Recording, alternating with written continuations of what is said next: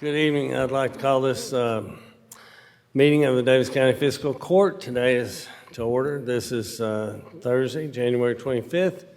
And Commissioner Marksberry, would you lead us in the opening prayer and the pledge? Sure. Would you pray with me, please? Dear Heavenly Father, I thank you so much for always being with us, for never leaving or forsaking us, regardless of what we are facing. I realize what a privilege it is that you've invited us to your throne of grace, that we might receive mercy and find grace for help in our time of need. We need wisdom, Father, and you know our limitations better than we do. Thank you for promising to guide us and for doing it so generously. How thankful we are that you instruct us in the way we should go when you counsel us with your eye upon us. Please direct us with knowledge and insight as we make decisions for our county as we begin this new year. We ask for wisdom on what would be best for our community. Please guide and protect us and all who serve our community. And I ask these things in Jesus' name. Amen. Now the pledge, please. I pledge allegiance to the flag of the United States of America and to the republic for which it stands, one nation, under God, indivisible, with liberty and justice for all.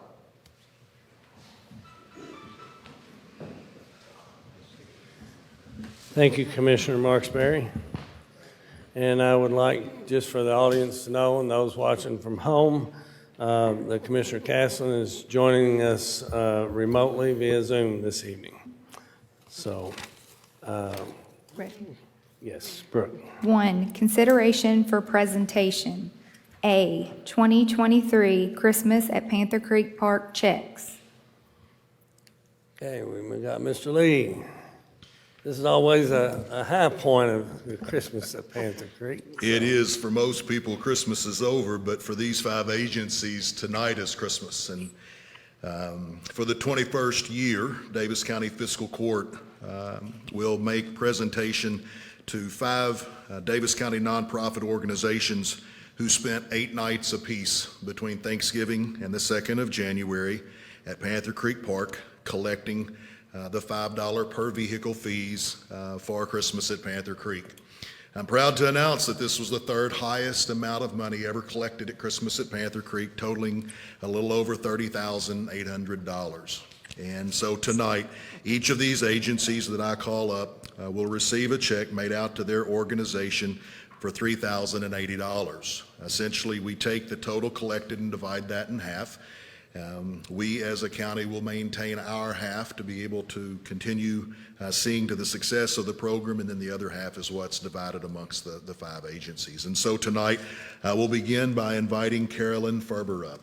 Carolyn is with the Aubrey Song Foundation for Eating Disorders.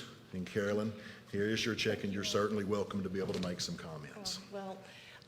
Just thank you very much for the opportunity. This was our first year of being able to putting our name in the pot, and we were really excited to get drawn, so we really appreciate the opportunity and actually had a lot of fun doing it, so thank you.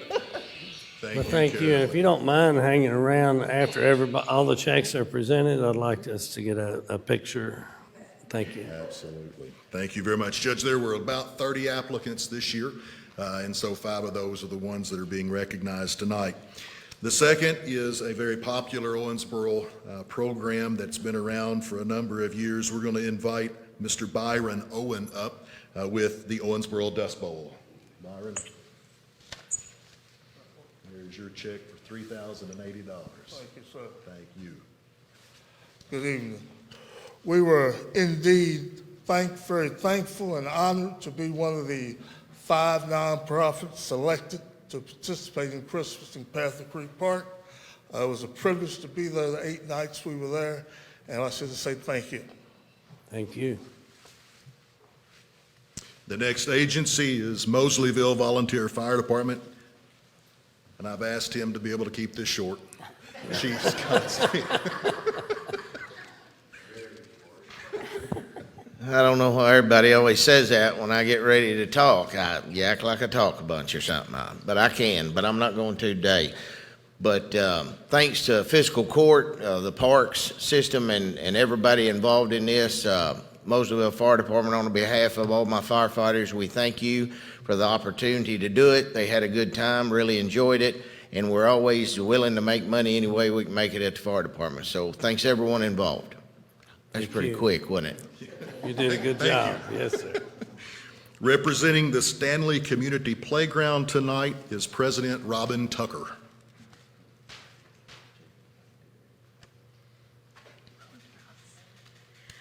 I want to thank you all so much. As part of Stanley Community, there's just a lot of us that came together as volunteers. A lot of students came out to help us, and we're just honored to be part of this. So thank you all for this opportunity. Thank you. And the last organization tonight representing the Help Office of Owensboro is Angela Settle.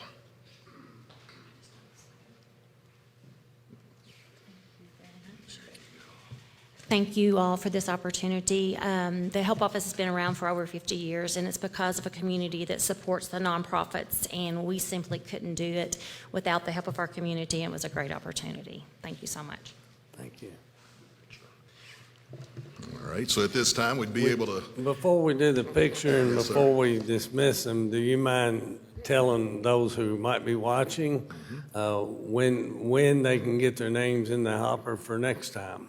absolutely. So the 5 agencies that collected in 2023, unfortunately, are not eligible to be able to reapply for this upcoming year. But the application for Christmas at Panther Creek is available on our county website 12 months out of the year. Anytime a nonprofit in Daviess County wanted to be able to submit the application, they could find that there. And once they submit it, it'll come over to the parks office. So if they'd like to be able to do that this week or, sometime across the summer, they're welcome to do that at any time.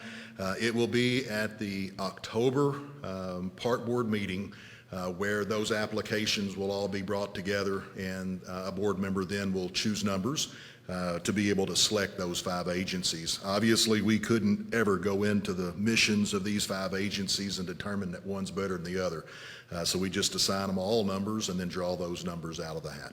Very good. So, yep, they're available at any time. And we're also always interested in new sponsors for lights at the park. There's a lot of opportunity for us to be able to expand that as well, and certainly we'll be working hard this year to be able to do that. Very good. Thank you.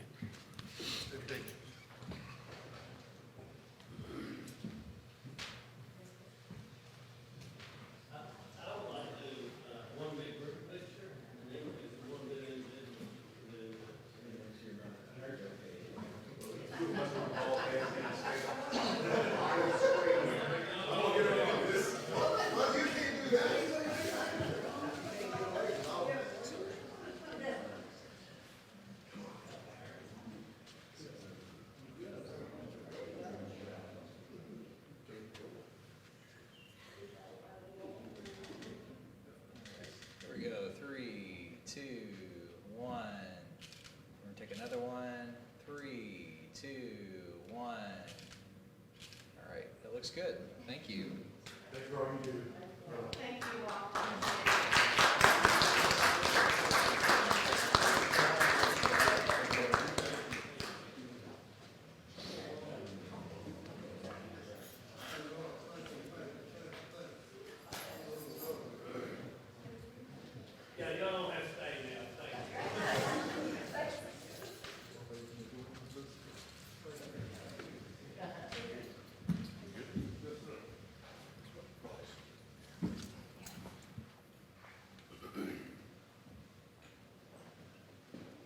Come on, Larry.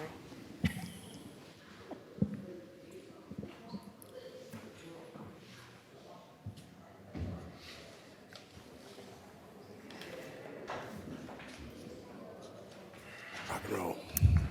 B, Executive Order Number 01-2024, Local Emergency Operations Plan. This is not something we'll be voting on. It's just, Mr. Johnson, you want to speak to this? Yes, Judge. The Judge Executive is required by Kentucky EMA to annually provide an executive order stating that Daviess County Local Emergency Operations Plan, or the LEOP, is still active and maintained as part of the annual LEOP review process. As a note, executive orders that do not require action by the legislative body appear under consideration for presentation as an update to the commission on executive actions. I've reviewed it. It is in order. No action necessary. And this will be in the clerk's office if somebody wants to see it, right? This will be filed in an executive order book if anyone needs to review it. Okay. Next item, Brooke. 2, consideration for approval. A, minutes of the January 9, 2024 Davis County Fiscal Court meeting. Motion to approve. Second. Got a motion and a second. We've all had the copy of the minutes to review. Do we have any additions, corrections, or deletions? No. Hearing none. All those in favor signify by saying aye. Aye. B, all claims for all departments. Motion to approve. Second. Got a motion and a second. And any questions for Mr. Johnson on the bills that are due and payable? No. Hearing none. All those in favor signify by saying aye. Aye. C, Schafer Camp Road, excess weight permit, damage deposit and surety bond release. Motion to approve. Second. Got a motion and a second. Mr. Duper.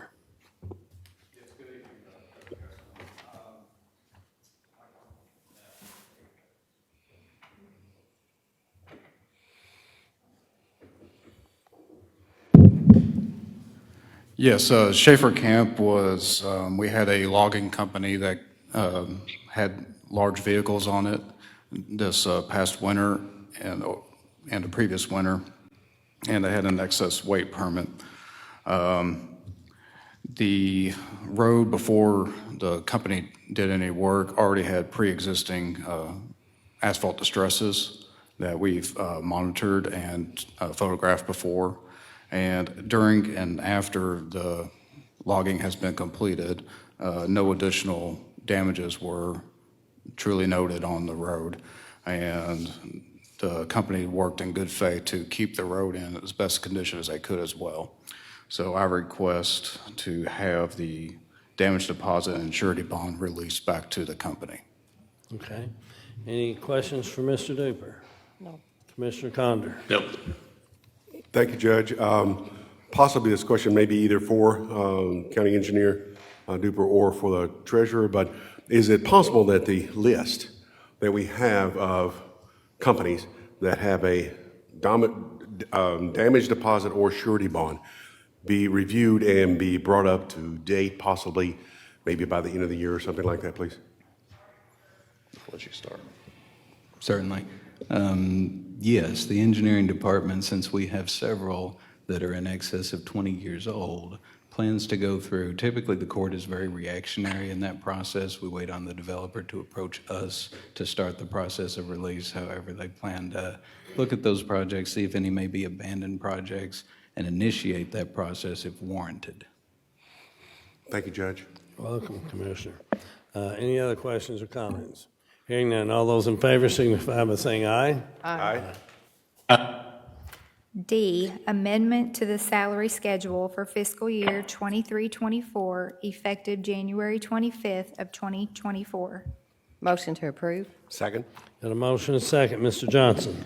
Yes, Judge, this amendment to the salary schedule contains a single change whereby grade P1, which only contains seasonal park attendance, starting pay is increased from $13.85 per hour to $15 per hour. Director of Parks and Public Information Jordan Rowe requested this change such that seasonal pay would be more competitive as he begins to hire the seasonal park attendants in the coming weeks. I see no issues. Any questions for Mr. Johnson? No. Hearing none, all those in favor signify by saying aye. Aye. E, resolution number 01-2024, resolution of support for inclusion in the Delta Regional Authority. Motion to approve. Second. Got a motion and a second. Mr. Lovett, you want to speak to this? This is a resolution, pretty much the name lays it out. You are petitioning, or we're asking your congressional delegation to act to include Davis County and Hancock County and Ohio County into the Delta Regional Authority, which does grant agreements for the areas served by the Mississippi Delta, or the Delta region. So that's pretty much some substance of it. Okay, thank you. Any questions for Mr. Lovett? Mr. Go ahead. Lovett? Commissioner Condor. Oh, sorry. That's okay. Anticipating questions. Yes, sir. Just to make sure why this is, I hope is maybe a little important. Recently, Pratt Industries is located in Henderson. Henderson County, yes, sir. And this authority was very paramount in helping with that project. To what degree, and how important is it for Daviess County, Ohio County, Hancock County to be in this authority? It is an important request to make. The Delta Regional, they have granting money assigned to them that they can only dole out to communities in the Delta region. So by getting included into being added to the Delta Regional Authority, then that opens up a whole new pot of grant money, makes that available for Daviess County and the other counties to apply for economic development and things like that. So it would be a very good thing for this to move forward. So this is a resolution supporting that action. Thank you, sir. Thank you, Judge. And just for the public, I serve, by virtue of my office, I do serve on the grad board, the executive committee, and the board itself. And we had an executive committee meeting where we met with Congressman Guthrie and asked him to support this. And this is just part of that process, and hopefully Hancock County and Ohio County will be passing similar resolutions as well, just so that we in the three-county area can show our support for one another to be added to this, so to the Delta Regional Authority. So thank you, Tom, I appreciate it. All those in favor signify by saying aye. Aye. F, Resolution Number 2 of 2024, Kentucky Office of Homeland Security, LEPP, Duty Weapons and Ammunition Grant Application. Motion to approve. Second? Got a motion, a second. Mr. Johnson? Yes, Judge. This is a grant application through the Law Enforcement Protection Program for law enforcement standard firearms and ammunition for the peace officers of the Daviess County Detention Center. Grant funds requested total a net of $29,275. Additional related expenses are expected to be minor per Jailer Maglinger. The attached resolution is merely a requirement of the grant application process and summarizes the court's approval of submitting the request. Should the grant be approved by the Kentucky Office of Homeland Security, they will issue a memorandum of agreement that will come back to the court for final approval, though it is not expected that we will incur any actual expense in this fiscal year. So if approved, I will include that amount in the fiscal year 24-25 budget. I see no issues. Any questions for Mr. Johnson? Any questions from the public? Hearing none, all those in favor signify by saying aye. Aye. G, Resolution Number 3 of 2024, Jail Video Arraignment Equipment Phase 2 Grant Application. Motion to approve. Second.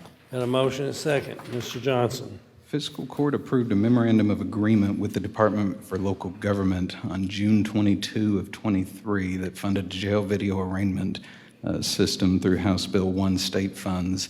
This resolution and grant application are for the additional equipment, software, and related expenses for that project. The requested amount is $44,018. If approved, DLG will issue a memorandum of agreement that will come back to the court for final approval. I will at that time also introduce a budget amendment, since these are grant revenues that were not part of the original budget document, but that we intend to spend this fiscal year. I would recommend approval. Thank you. Any questions? Any questions for Mr. Johnson? No. Hearing none, all those in favor signify by saying aye. Aye. H, Memorandum of Agreement between the Commonwealth of Kentucky, Department of Military Affairs, Division of Emergency Management, and DR 4497 subrecipients for the Hazard Mitigation Grant Program. Motion to approve. Second? Got Got a motion and a second. Mr. Johnson? Fiscal Court approved a grant application on February 7th of '23 for HMGP funds to purchase and install a 48 kW natural gas-powered backup generator at the Masonville Fire Department Number 1.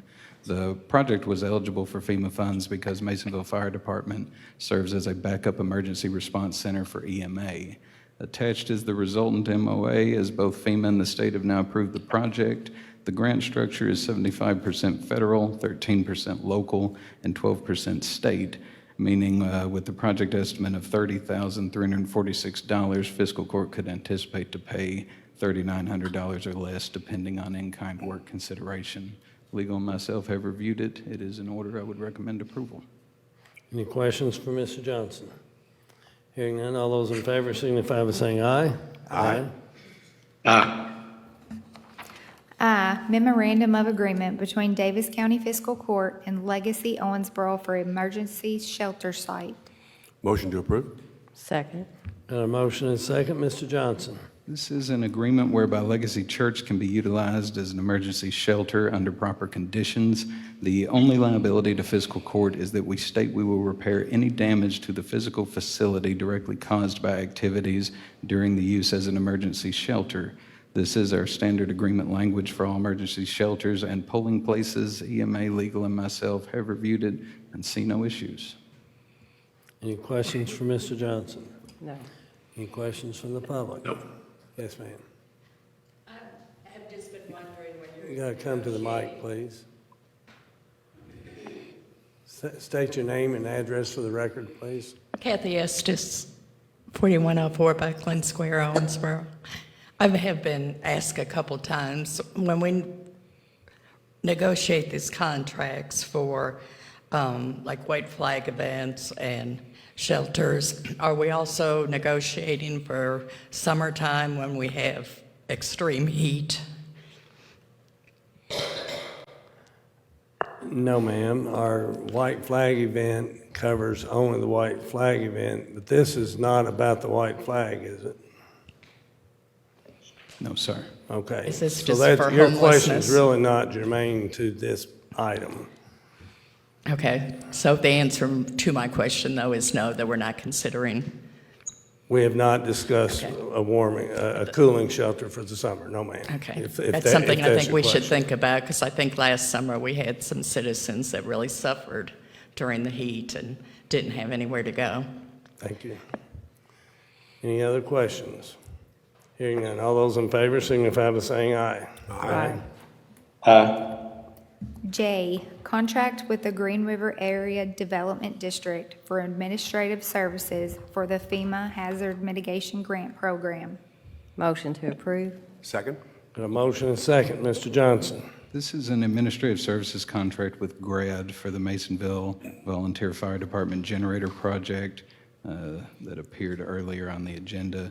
GRAD will administer the grant in accordance with all hazard mitigation assistance regulations and FEMA and state requirements for the contract amount of $1,517. This expense will be reimbursed in full as part of the subrecipient management cost program.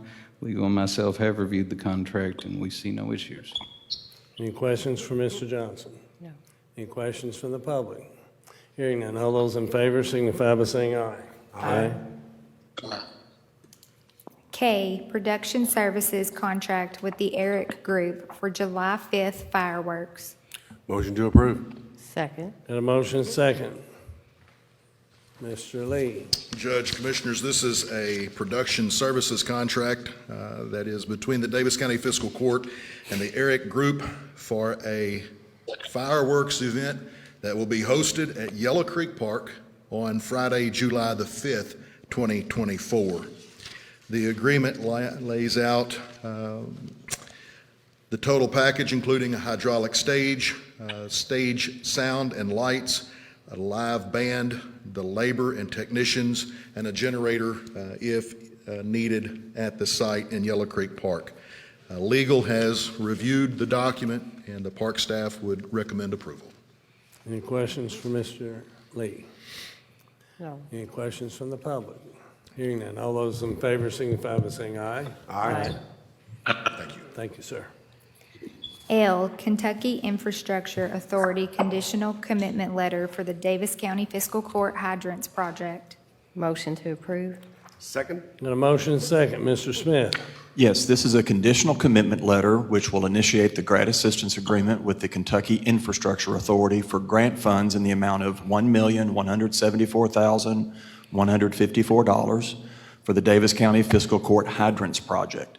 The Daviess County Fire Department will use the Strand Associates Fire Flow Master Plan to determine where additional hydrants need to be installed in Daviess County Water District and the East Daviess County Water Association systems to improve fire protection across the county.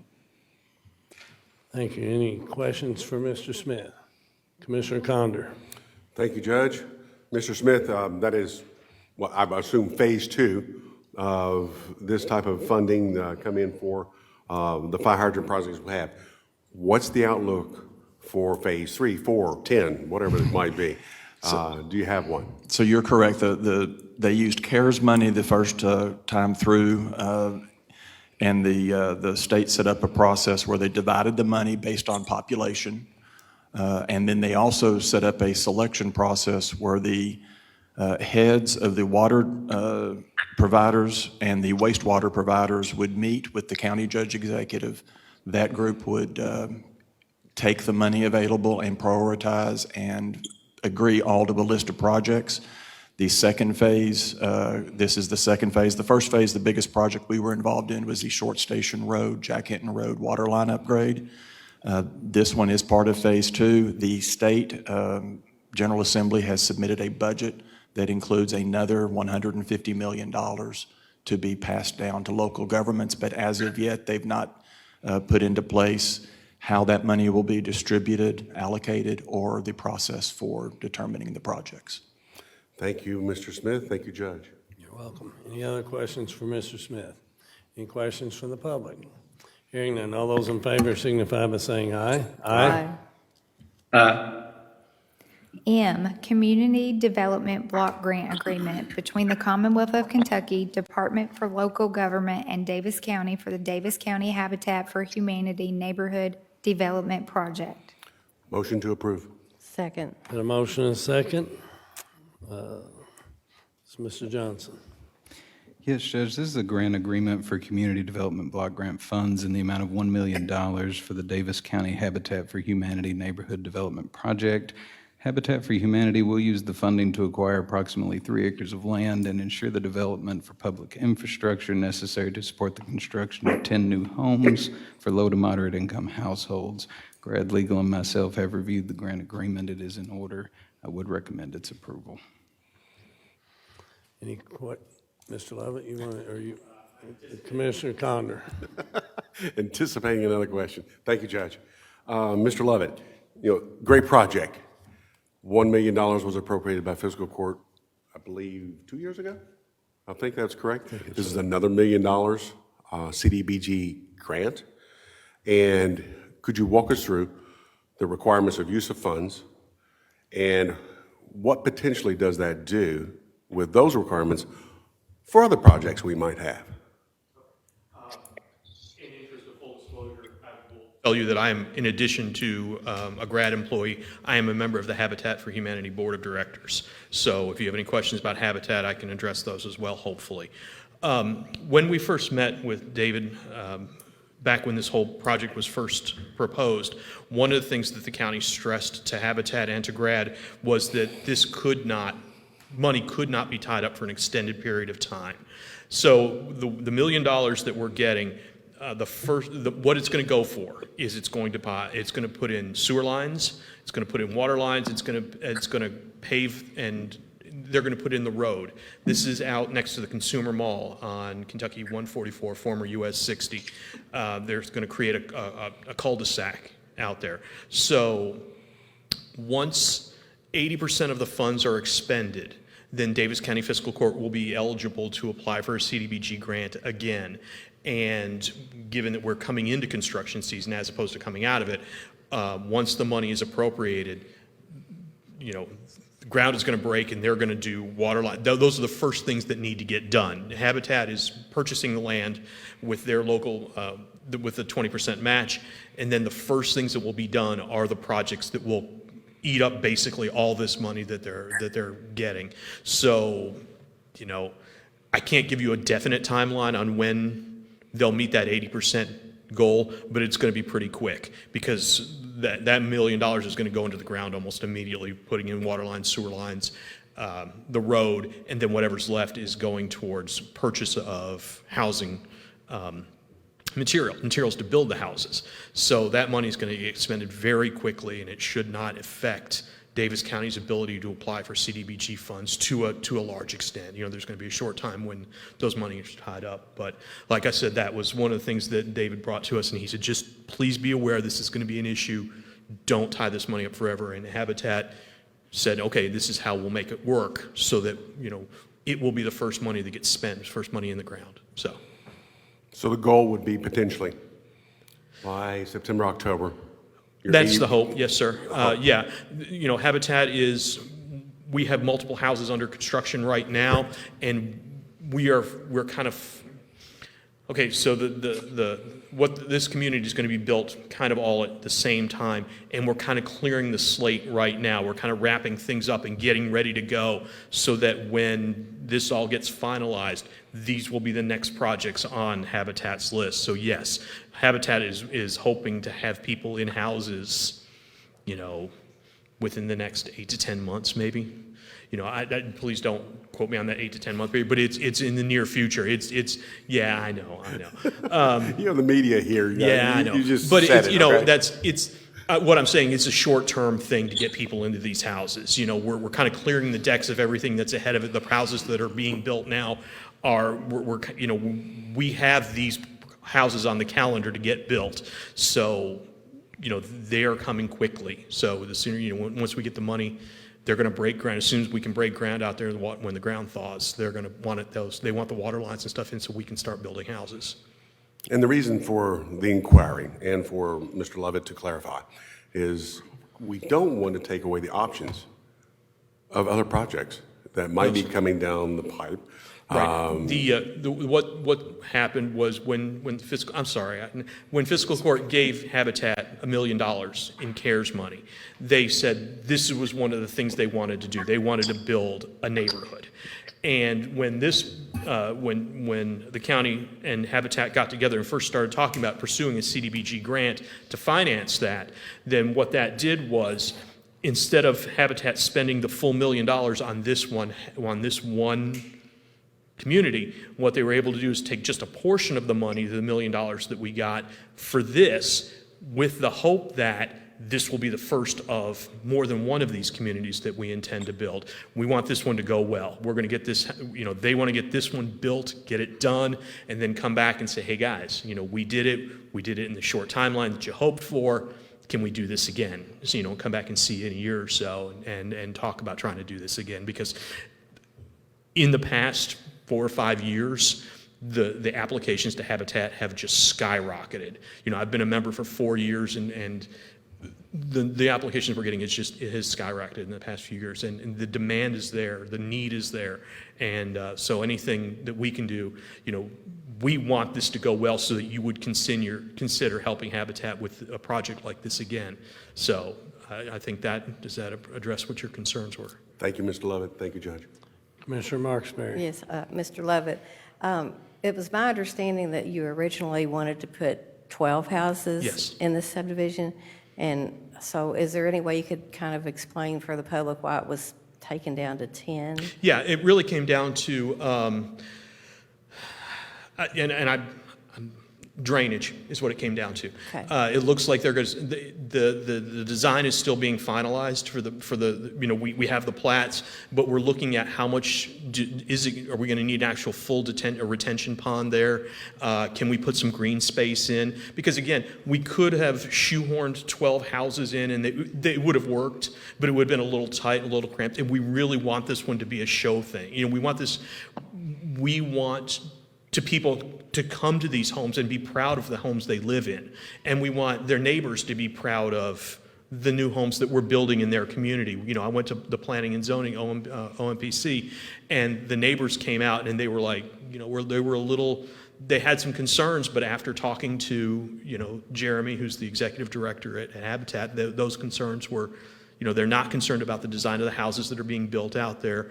We want this one to really look nice. So the decision to go down to 10 houses because of the possibility of needing to put in a pond, or the desire to put in some green space so, you know, kids would have some place to play. You know, we take maybe one of the lots and turn it into like a mini park or something. You know, I'm not sure exactly what the final design looks like at the moment, but we want this neighborhood to be as you know, sharp as it can be.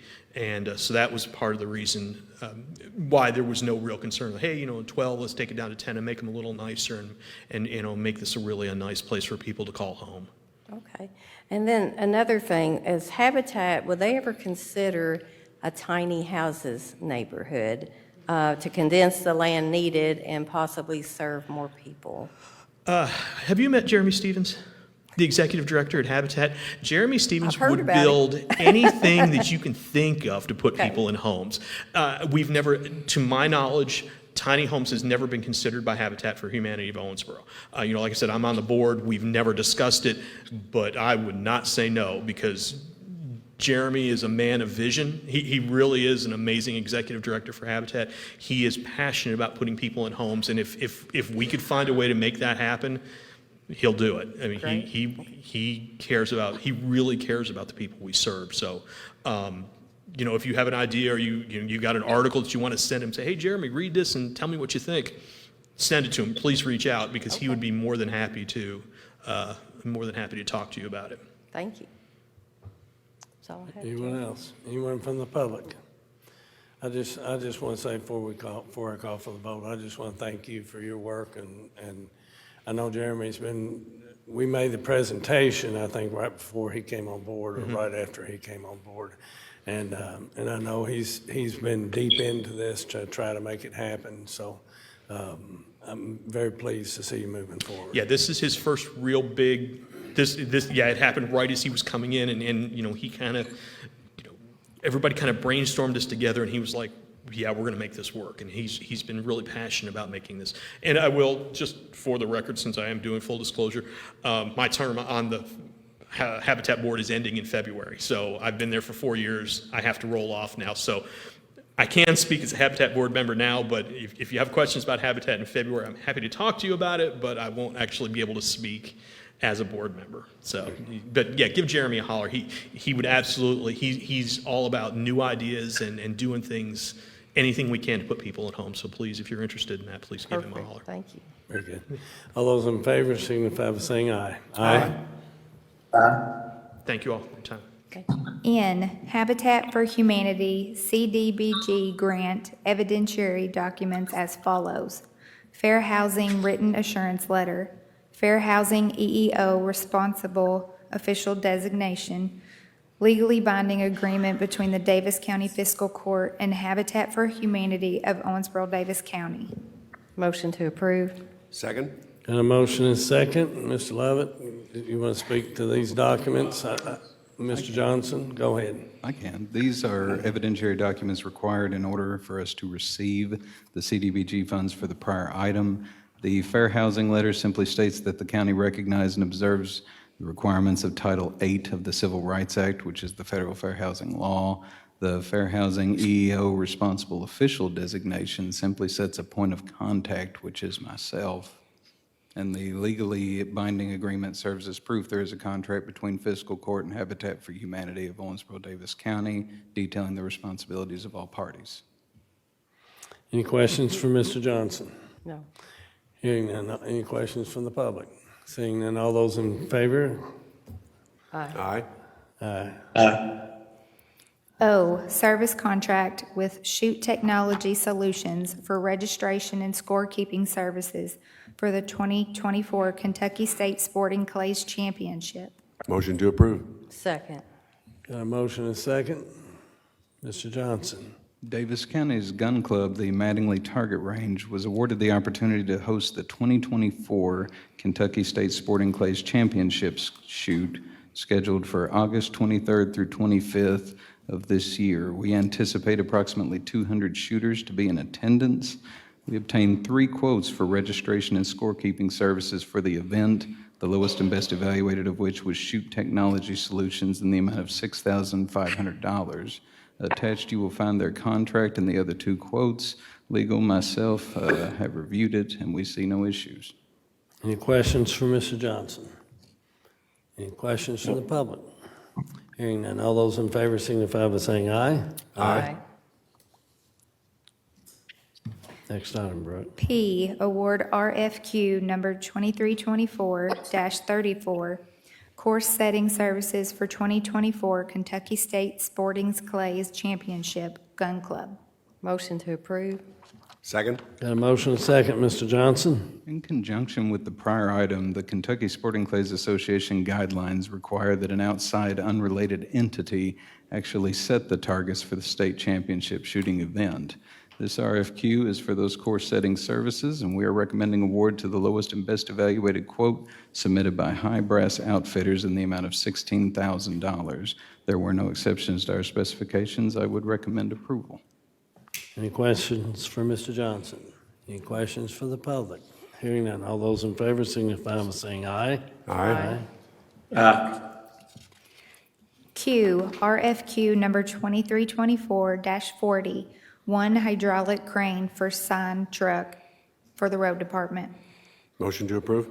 Second. Got a motion and a second, Mr. Johnson. We are recommending award to the lowest and best evaluated quote submitted by MaxLift Cranes USA for the MaxLift ML110 S.2E unit in the amount of $10,069. This is an unbudgeted replacement of an aging unit currently in our inventory. This replacement would allow for the new unit to be installed in the bed of the sign technician's truck as opposed to having it mounted on a trailer as we operate currently. Judge Caslin reviewed County Engineer Brasher's request and approved for consideration by the court. There are sufficient funds in the road fund to cover the expense. I see no particular issues with this request. Any questions for Mr. Johnson? Any questions from the public? Hearing none, all those in favor signify by saying aye. Aye. R, award RFQ number 2324-41, 1 final drive guard for the landfill. Motion to approve. Second? Got a motion and a second, Mr. Johnson. We are recommending award to the only responsive quote submitted by HJ Industries for the HJ Final Drive Guard Kit in the amount of $15,950. This will be installed on the CAT DAT dozer that's located at the West Davis County landfill. Since April of 2023, 3 final drives have gone down due to debris cutting the hubs. The HJ Final Drive Guard is an aftermarket system that prevents debris from damaging the final drives. We currently utilize this system on another unit, and it has proven successful in preventing this type of damage. So Solid Waste Management is recommending the purchase to prevent further downtime. HJ Industries is a known vendor. There were no exceptions to our specifications. There are sufficient funds in the Solid Waste Operating Fund to cover this expense, and I see no particular issues with this request. Any questions for Mr. Johnson? Any questions from the public? Hearing none, all those in favor signify by saying aye. Aye. S, appoint David Smith, Jordan Johnson served 1 term, to the Ambulance Contracting Authority Board, 4-year term, effective January 1 of 2024 through December 31st of 2027. Motion to approve? Second. Got a motion and a second, and I want to thank Mr. Johnson for serving 1 term, and I want to thank Mr. Smith for agreeing to serve. So all those in favor signify by saying aye. Aye. 3, consideration for discussion. A, other business to be brought before the Davis County Fiscal Court. There is none that I'm aware of. B, public comments. This is a part of the agenda where we invite those who may wish to come to the podium to discuss anything other than what's been on the agenda this evening. At this time, if you want to come, make your way to the podium, state your name and address for the record, and say your piece. Do we have any takers? I don't see any. Next item. C, comments by Davis County Fiscal Court. Commissioner Caslen. No, I'm good. Thanks. You're good. Commissioner Condor. Thank you, Judge. I'm just glad Commissioner Casson can actually speak and you're coming over loud and clear. Just a couple of things, just one note. Tonight, there is the retirement of two individuals that have served our community, both not only in the business sector, but also in the nonprofit sector. That is John Wright, Owensboro Grain, now called Cargill, and Keith Sanders with the Hager Foundation, who prior to that served with the United Way. Both of those individuals gave back to their community, respectively, and I hope that in their retirement they will find another adventure to be able to help and lift up all the individuals of our community as they've done in prior years. Thank you, Judge. Thank you, Commissioner Condor. Commissioner Marksberry. I have nothing tonight, Judge. And I want to echo what Commissioner Condor said as far as thanking Mr. John Wright and also Keith Sanders for their service to our community many years, and bid them a good retirement. Also just want to mention, we had a gentleman who I would say was very well respected from our community pass away this week, Ward Padley. And I just want to express my sympathies to his family and all those who held him dear. He volunteered his service to our community by serving on the Board of Adjustments for 24 years and the Planning Commission for 6 years. And he was very instrumental. My understanding is he was very instrumental in helping a lot of folks who are in the construction business get their start. And may God bless him and his family. One announcement, the next fiscal court meeting has been moved to February 6th. It will be at 5 p.m. And without further business, this meeting is adjourned.